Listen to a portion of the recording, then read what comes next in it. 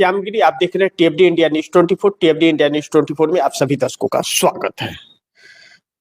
PM Modi का क्या होगा? रातों रात खेल पलट गया, किसका हुआ गेम ओवर? बड़ी महत्वपूर्ण बिंदु पर मैं चर्चा करने जा रहा हूं आप दर्शकों से, और गुजारिश है बड़ी ध्यान से इस विश्लेषण को समझने का प्रयास कीजिएगा, क्योंकि आज जिस हाल में इस देश की राजनीति गई है, एक बात तो साफ है कि यह राजनेता या यह सरकार संविधान को तो मानती नहीं और ना ही लोकतंत्र को कुछ समझती है। और जब परिस्थितियां ऐसी हों तो चर्चाएं भी होती हैं। एक न्यायपालिका जो होता है, आम व्यक्ति का सहारा और उम्मीद होता है, और जब वहां से भी इंसान नाउम्मीद होने लगे और न्यायपालिका सोने लगे तो फिर सवाल बहुत गंभीर उठ खड़ा होता है। अब ऐसे में अल्पमत की सरकार, और वह सरकार किसी भी कीमत पर सत्ता पर रहना चाहती हो, ऐसा प्रधानमंत्री जो किसी भी कीमत पर कुर्सी न जाए, उसके लिए वह कुछ भी करने को तैयार हो, संविधान को कुचल देगा, कानून को कुचल देगा, लोकतंत्र को कुचल देगा, सहयोगियों को कुचल देगा, घर वालों को कुचल देगा, तो आप समझ लीजिए कि फिर भगवान ही मालिक है वैसे देश का। यानी कि वह देश फिर एक बार गुलामी की राह पर निकल पड़ा है। तो अब मैं आप दर्शकों को यह बताऊं, यह हेडिंग जो मैंने दिया कि पीएम मोदी का क्या होगा, रातों रात खेल पलट गया, किसका हुआ गेम ओवर, जरा इसे हम लोग समझ लें। क्योंकि बिहार के अंदर नीतीश कुमार का चेहरा जो है, जिस तरह भारतीय जनता पार्टी ने इस्तेमाल किया और चुनाव आयोग के नियमों को जिस तरह इस्तेमाल किया गया, जिस तरह चुनाव आयोग बिक गया और 90% के स्ट्राइक रेट पर वह सरकार, वह पार्टी जीत करके बिहार में आई, जिसने बिहार के लिए कुछ नहीं किया बल्कि बिहार को लूटने की इच्छा रखी हमेशा। ऐसे में नीतीश कुमार का अगर साथ विपक्ष दे रहा था, 9 विधायक देकर अपना और सिंगल लार्जेस्ट पार्टी बना रहा था और साथ देने को तैयार था, एक कंफर्टेबल सरकार नीतीश कुमार को बिहार में मिल रही थी, तो ऐसा क्या रातों रात हो गया कि नीतीश कुमार शट डाउन हो गए? अब बड़ी महत्वपूर्ण यह है कि मंत्रालय का जो चीजें हुई थी कि मंत्रालय, गृह मंत्रालय दे दिया गया, स्पीकर का पद बहुत महत्वपूर्ण है। तो अब कल ऐसा क्यों कि भारतीय जनता पार्टी ने अपने स्पीकर पद के प्रत्याशी का नामांकन करा दिया और नीतीश कुमार की जेडीयू के प्रत्याशी का नामांकन क्यों नहीं हुआ? क्या रातों रात खेल पलट गया, कनपटी पे कुछ लग गया? क्या यह मान ले कि नीतीश का गेम ओवर हो गया या खेल अभी बाकी है? ऐसे में 2-3 सवाल बड़ी प्राथमिकता से उठते हैं। नरेंद्र मोदी के उस भाषण पर हम लोगों को ध्यान केंद्रित करना पड़ेगा, जो नरेंद्र मोदी पार्लियामेंट सत्र के पहले दिन 1 दिसंबर को जो दिए भाषण, जीत की खुशी पच नहीं रही है उनको और विपक्ष से डर और खौफ भी है, क्योंकि आज तक का सबसे मजबूत विपक्ष पार्लियामेंट के अंदर है। और दूसरा, जो मजाक देश का उड़ाया, जो जले पर नमक छिड़का देश के प्रधानमंत्री ने, दुर्भाग्य है इस देश का, मैं जिम्मेदारी से कहता हूं कि ऐसा प्रधानमंत्री इस देश को मिला है। प्रधानमंत्री ने जो कहा कि मौसम के मजे लीजिए, और जिस जहरीली मुस्कान के साथ कहा, उनके कहने का साफ मतलब था देश के लोग मर रहे तो मरते रहे, वह उनके सपने टूट रहे तो टूटते रहे, हम तो मजे ले रहे हैं। यह प्रधानमंत्री नरेंद्र मोदी का उद्देश्य था उस कहने के पीछे, क्योंकि बड़ी दुर्भाग्य है कि जिस भारत के दिल, जिसको दिल्ली कहा जाता है, वहीं पर प्रधानमंत्री और पूरा मंत्रालय रहता है। पूरे 543 नेता इस देश के लोकसभा के वहीं पे रहते हैं, उसी लुटियन जोन में। और वहां हवा जहरीली है और बच्चों का स्कूल बंद किया गया है, और वहीं पर रह करके प्रधानमंत्री यह कह रहा हो कि मौसम का मजा लीजिए, तो समझ लीजिए कि आपको किसके हवाले कर रखा है, यानी कि उसे कोई फर्क नहीं पड़ता। ऐसा व्यक्ति बिहार में लेकर के आता है। अब 3 बड़ी अहम सवाल हैं जो महत्वपूर्ण रखते हैं कि बिहार में क्या हुआ उस रात जो खेल पलट गया, पहला। और दूसरा, नीतीश का खेल खत्म, 3 महीने के मुख्यमंत्री नीतीश। और तीसरा सवाल उठता है कि बिहार का सौदा किया नीतीश ने मुख्यमंत्री की कुर्सी के लिए। यह 3 सवाल उठते हैं, लेकिन कहीं ऐसा तो नहीं कि अब स्पीकर पद जबरदस्ती छीनने और जेडीयू के स्पीकर का नामांकन न कराने दिया गया हो, प्रत्याशी को ही कनपटी पर कुछ लगा दिया गया हो। ऐसा तो नहीं, कुछ तो है, क्योंकि जब गणित नहीं बैठता है भाजपा का स्पीकर के लिए, वह नंबर नहीं है उसके पास, तो भाजपा ने कैसे स्पीकर पद जबरदस्ती ले लिया।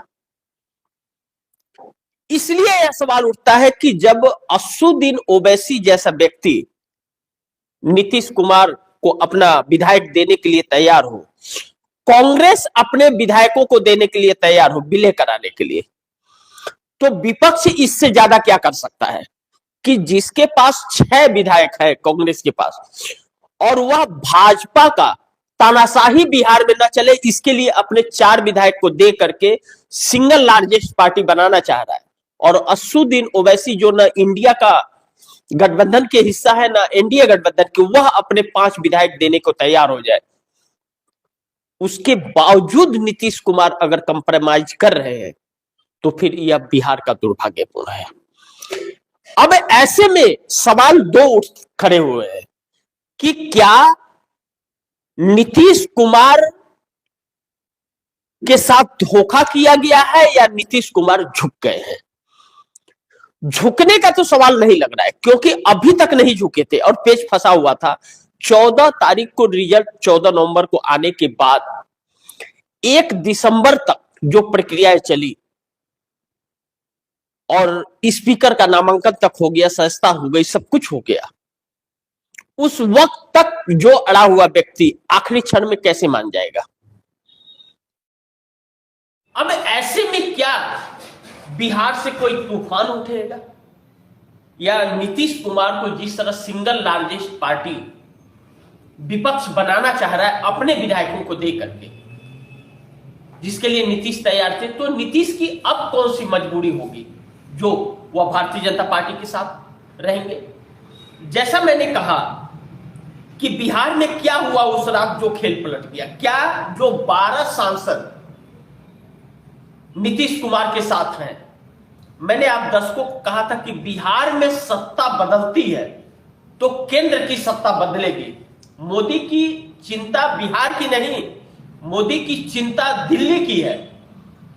बिहार तो एक नाम है, हकीकत दिल्ली है, लेकिन उद्योगपतियों ने चुनाव में बहुत पैसे दिए हैं बिहार चुनाव को लेकर, और बिहार की जमीनें उसे चाहिए, जिसके लिए यह 90% स्ट्राइक रेट आया है। तो 1100 एकड़ की जमीन 1 रुपए की लीज में किसे दी गई? अडानी को, यानी कि बिहार पर अडानी का कब्जा होने वाला है आने वाले वक्त में, और वह तब होगा जब भाजपा रहेगी। नीतीश अगर भाजपा को छोड़ करके इंडिया के साथ सरकार बना लेते हैं तो कंफर्टेबल और अडानी का सपना टूट जाएगा। अडानी का सपना टूट जाएगा और जैसे ही एनडीए का साथ छोड़ेंगे दिल्ली में सरकार गिर जाएगी, यह मोदी बखूबी जानते हैं। तो उस रात क्या खेल हुआ बिहार में, जो भारतीय जनता पार्टी पूरी सरकार पर कब्जा कर लिया। अब नीतीश कुमार के हाथ में इस वक्त कुछ भी नहीं है, न स्पीकर है, न गृह मंत्रालय, न पुलिस चौकी, कुछ भी नहीं है। सिर्फ मुख्यमंत्री का एक मुखौटा है। तो क्या 2-3 महीने बाद नीतीश कुमार को भी उठा करके कुर्सी से फेंक देगी भाजपा? तो क्या करेंगे? स्पीकर भी उसका, सब कुछ उसका। तो क्या उन 12 विधायकों को भारतीय जनता पार्टी ने तोड़ लिया, फिर वह बिक गए, या ईडी सीबीआई का खौफ फिर चला? आम जनता को यह बात समझ में नहीं आ रही है। मैं इस पर जिक्र कर रहा हूं कि बिहार में क्या हुआ उस रात जो खेल पलट गया। आम जनता यह समझना चाहती है कि आखिर नरेंद्र मोदी कुर्सी पर बैठे रहेंगे तभी तो वह किसी को जेल में डालेंगे या तानाशाहियां दिखाएंगे। जब उस कुर्सी के 2 ही पहिए नीतीश और नायडू हैं, तो आखिर क्या ऐसी मजबूरी इन दोनों की है कि वह कुर्सी नहीं छीन रहे? जब यह जानते हैं कि वह साथ छोड़े तो मोदी की कुर्सी चली जाएगी, तो तानाशाहियां कम हो जाएंगी, तो देश भी सुकून में, यह भी सुकून में रहेंगे। तो ऐसी क्या मजबूरी है कि नहीं एक तानाशाह को ही कुर्सी पे बैठा के रखना है? यह बात आम जनता को समझ नहीं आ रही है। आम जनता तो बहुत सिंपल से बात समझती है और वही सच है कि इस देश के सबसे बड़े गुनहगार, मोदी से भी बड़े गुनहगार नीतीश और नायडू हैं। या तो उस रात ऐसी सौदेबाजी हुई है, रातों रात जो खेल पलटा है, ऐसी सौदेबाजी हुई है कि कनपटी पे चढ़ा है, इस बात से इंकार नहीं कर सकते। लेकिन उन नेताओं को कौन समझाए कि वह कनपटी पे तब चढ़ेगा जब इनकी कुर्सी रहेगी। इनकी कुर्सी नहीं रहेगी तो कौन अधिकारी इनका सुनता है? या फिर ऊपर से नीचे तक सब मिले हुए हैं, इस बात से इंकार नहीं कर सकते। अब बड़ी महत्वपूर्ण बिंदु यह है कि अभी जो स्पीकर बनने के बाद जिसका नाम आया है, स्पीकर भारतीय जनता पार्टी ने बनाकर क्या हुआ नीतीश कुमार को सपोर्ट करें? ऐसा कभी भी नहीं हो सकता। क्या हुआ निष्पक्ष स्पीकर होगा? बिल्कुल नहीं हो सकता। मैं दावे के साथ कह सकता हूं कि ऐसा नहीं होगा। क्या ओम बिरला निष्पक्ष स्पीकर है? क्या उपराष्ट्रपति, पूर्व उपराष्ट्रपति जगदीप धनखड़ जो राज्यसभा में सभापति थे, वह निष्पक्ष थे?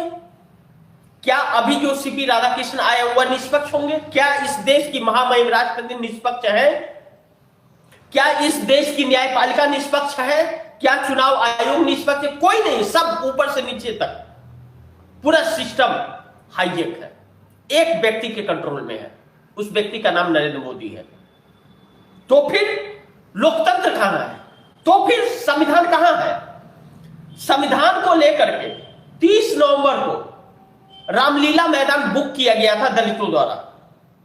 उदित राज यह कहते हैं कि बुक किया गया था। भारतीय जनता पार्टी के एक नेता के लेटर पे वह रामलीला मैदान नहीं दिया गया बुक करने के बाद। क्यों? क्या रामलीला मैदान किसी की जागीर है? वह इसीलिए बना है कि धरना प्रदर्शन करने के लिए। तो फिर इजाजत देने के बाद क्यों नहीं? उन्हें अंबेडकर भवन के पास करना पड़ा।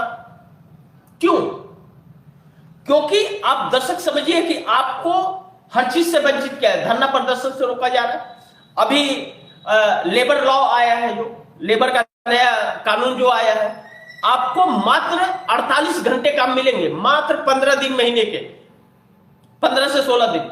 इससे ज्यादा आपको काम नहीं कोई कंपनी देगी। और जब चाहे कंपनी आपको निकाल करके बाहर कर देगी। आप कुछ भी नहीं कर सकते। आप कंपनी के खिलाफ धरना नहीं कर सकते। आपको 2 महीने पहले कंपनी को सूचित करना पड़ेगा कि हे कंपनी, आरती लेकर, हे कंपनी, मैं आपके खिलाफ धरना प्रदर्शन करने वाला हूं, ये प्रेम पत्र ले लीजिए। क्या यह लोकतांत्रिक है? संवैधानिक है? यह और यह सरकार निर्जलता से यह काम कर रही है। तभी तो प्रधानमंत्री ने यह कहा कि मौसम का मजा लीजिए। और जिस बिहार में खेल पलट रहा था, नीतीश कुमार के पास वह गणित हो गए थे। 9 विधायक अपने देकर के विपक्ष उनको सिंगल लार्जेस्ट पार्टी बना रहा था। अपने पार्टी से अपने विधायकों को और जिता करके खर्च करके उसके बाद उनको दे रहा है कि ले लीजिए, आप अपने पार्टी में शामिल कर लीजिए, सिंगल लार्जेस्ट पार्टी बन जाइए, भाजपा को सत्ता से रोकिए कि बिहार को बच जाए कम से कम। वह नीतीश कुमार अचानक, यानी कि नीतीश कुमार के अंदर वह दम नहीं रहा, बिक गए, या अब नीतीश कुमार का खेल शुरू होगा, यह मुख्य मुद्दा है। लेकिन जो भी होगा वह बहुत जल्द होगा। यह भी देख लेना जरूरी है कि क्या नीतीश कुमार अपने आखिरी राजनीति के पड़ाव में, नीतीश कुमार भारतीय जनता पार्टी के हाथ में बिहार सौंप के जाएंगे या बिहार को बचा ले जाएंगे। अगर नीतीश कुमार ने दे दिया तो समझ लीजिए बिहार का भाग फूट गया। उस रात कनपटी पर जरूर लगा है, तभी जेडीयू के तरफ से कोई स्पीकर नहीं खड़ा हुआ है। यह बात हकीकत है, इस बात से इंकार नहीं किया जा सकता। अगर कनपटी पे नहीं लगा होता तो खड़ा नहीं होता। अब एक बड़ी महत्वपूर्ण चीज यह है कि यह बात तो समझ आ रही है कि बिहार में उस रात कनपटी पे लगा होगा तभी खेल पलटा है। लेकिन वह 12 सांसदों की जिनकी जिक्र हो रही है, क्या वह नीतीश कुमार से अब फिर धोखा देकर के मोदी के साथ चले गए हैं? अगर चले गए हैं तो उनके बयान तो वैसे नहीं लग रहे हैं। इसका मतलब कुछ ना कुछ अंदर खेल है। लेकिन नीतीश का खेल खत्म 3 महीने मुख्यमंत्री या मात्र 3 महीने ही एनडीए की सरकार, किसका गेम ओवर होगा? भाजपा का या नीतीश कुमार का? अब यहां पर बड़ी महत्वपूर्ण बिंदु यह है कि संतोष सिंह जो वरिष्ठ पत्रकार है बिहार के, संतोष सिंह के कहे अनुसार अगर मैं आप दर्शकों को बताऊं तो खेल अब शुरू होगा। छल और कपट से लोकसभा बिहार विधानसभा के स्पीकर को पर्चा दाखिला कराया गया है और यह नीतीश कुमार की सहमति नहीं रही है। अब अगर नीतीश कुमार की सहमति नहीं रही है तो इसका मतलब यह साफ है कि खेल अब शुरू हुआ है। अब जो असदुद्दीन ओवैसी ने और कांग्रेस ने 5 असदुद्दीन ओवैसी के और 4 कांग्रेस की जो विधायक दिए गए हैं जेडीयू को, वह अब शामिल होने के बाद नीतीश कुमार का खेल शुरू होगा, यानी कि तब भाजपा का गेम ओवर होगा। और अगर नीतीश कुमार की कुर्सी चली जाएगी फिर तो बिहार का गेम ओवर होगा। फिर बिहार जो किल्लतें उठा रहा था अब अपनी जमीनों के लिए रो रो कर आंखें उसकी फूट जाएगी। इस बात से इंकार नहीं किया, यानी कि आप यह कह सकते हैं फूट गए भाग बिहार के नीतीश कुमार की वजह से। यह कौन सी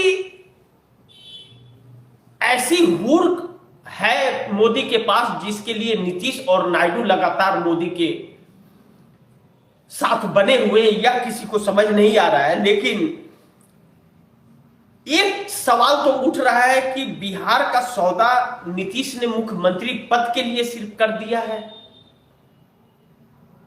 या फिर बिहार को बचाने की लड़ाई नीतीश कुमार लड़ रहे हैं। क्योंकि बिहार बेचा जाएगा, जमीनें बेची जाएगी, वहां के लोगों की भावनाओं को बेचा जाएगा, वहां के लोगों की जरूरतों को बेच दिया जाएगा, उनकी इंसानियत को बेच दिया जाएगा। क्योंकि इस सरकार को किसी से कोई लेना देना नहीं है। तभी प्रधानमंत्री कह रहे हैं मौसम का मजा लीजिए कि आपने हमें जिता दिया, अब जहरीली हवा में जी। अब इस तरह की बातें जब आ रही हैं तो बड़ी गंभीर सवाल उठ रहे हैं। महाराष्ट्र से भी खबर अच्छी नहीं आ रही है, और बिहार के अंदर जब स्पीकर हो गया भारतीय जनता पार्टी का, तो यह भी देखना पहले दिलचस्प होगा कि उन 9 विधायकों को नीतीश कुमार शामिल कर पाते हैं अपने पार्टी में या नहीं, हुआ स्पीकर उसकी इजाजत देता है या नहीं देता है। लेकिन संतोष सिंह के रिपोर्ट के अनुसार, जो वरिष्ठ पत्रकार हैं बिहार के, जो बड़ी नजदीक से नीतीश कुमार को कवरेज करते हैं दशकों से, उनका कहना है कि नीतीश कुमार उस वक्त तक शांत है जब तक वह 9 विधायक नीतीश कुमार की जेडीयू की सदस्यता नहीं ले सकते, और यह चीज स्पीकर पद के चुनाव के बाद ही हो सकता है, उसके पहले नहीं। तो इंतजार थोड़ा करना पड़ेगा कि नामांकन हो गया, अब स्पीकर बन जाए और विधानसभा शुरू हो जाए, फिर खेल का अंदाज लगेगा। लेकिन एक चीज है कि बिहार अगर हाथ से गया तो मोदी का क्या होगा अगर नीतीश ने खेल किया तो, और रातों रात जो खेल पलटा है वह जरूर धोखेबाजी है, धोखा दिया गया है नीतीश को, या फिर कनपटी पे लगाया गया है। यह एक सवाल बना हुआ है, इसका जवाब आप दर्शकों से चाहूंगा। तो इसी के साथ आप दर्शकों से इजाजत चाहूंगा और गुजारिश करूंगा कि इस खबर को ज्यादा से ज्यादा शेयर करें, अपने दोस्तों को भी कहीं आगे शेयर करें। आपने अगर चैनल को सब्सक्राइब नहीं किया, सब्सक्राइब कर लीजिए, अपने दोस्तों को भी कहिएगा चैनल को सब्सक्राइब करें। लेकिन आपकी क्या राय और सुझाव है कमेंट बॉक्स में जरूर दीजिएगा।